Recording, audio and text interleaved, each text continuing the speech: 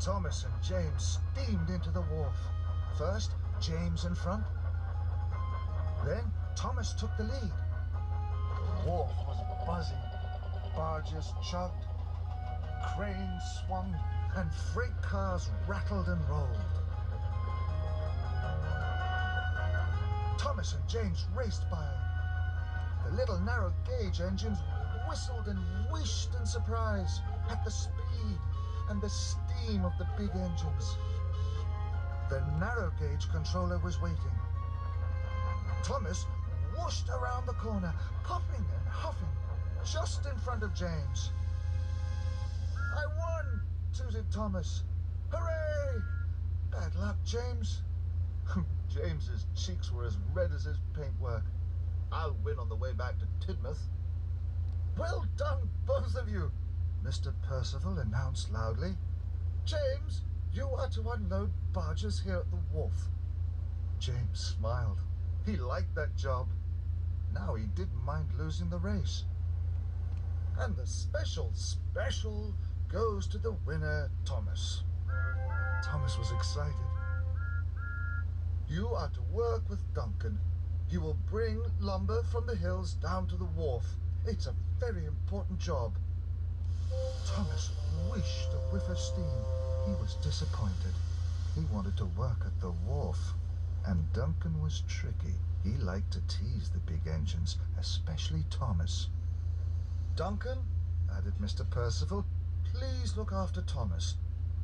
"Mr. Percival says that because you mainline engines don't know the tracks in the hills," Duncan teased. "Yes, we do.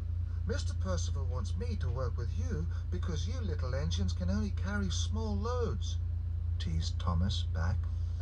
Duncan huffed crossly away. Later, at the transfer yards, Thomas was waiting for Duncan. Duncan puffed in. "Is that all the lumber you can pull?" teased Thomas. "James is waiting for me at the wharf. I can't wait for you all day." That made Duncan cross. Thomas pumped his pistons. His trucks were now piled with logs and he was ready to leave. Then Duncan had a cheeky idea. "I can show you a quick way back to the wharf, but you have to go over Rolling River Bridge. It's very high." Thomas wasn't sure. "You big engines aren't scared of high bridges, are you?" puffed Duncan. "No, we're not," huffed Thomas crossly. "I like high bridges. Please, show me the way to Rolling River Bridge." So, the two engines steamed off. Thomas and Duncan chuffed up to the junction.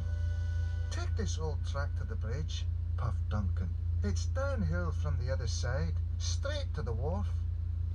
Thomas's signal turned green. "Thank you, Duncan," Thomas tooted. And he puffed off. But Duncan didn't know the high bridge wasn't safe. It hadn't been used for a very long time. Thomas chuffed slowly toward the bridge. The bridge looked very old, and it was very high, and the ravine was very deep. Thomas could hear rocks falling into the ravine and felt a little scared. "I like high bridges, but this one is really high.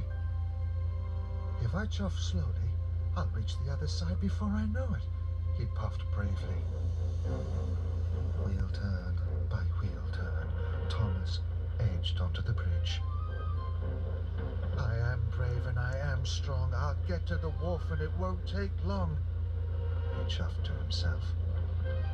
Thomas was now halfway across the bridge. The sound of the falling rocks was louder and louder. The bridge had started to shudder and shake. Thomas didn't like it at all, but he wanted to get to the other side. Then Thomas heard a mighty crack.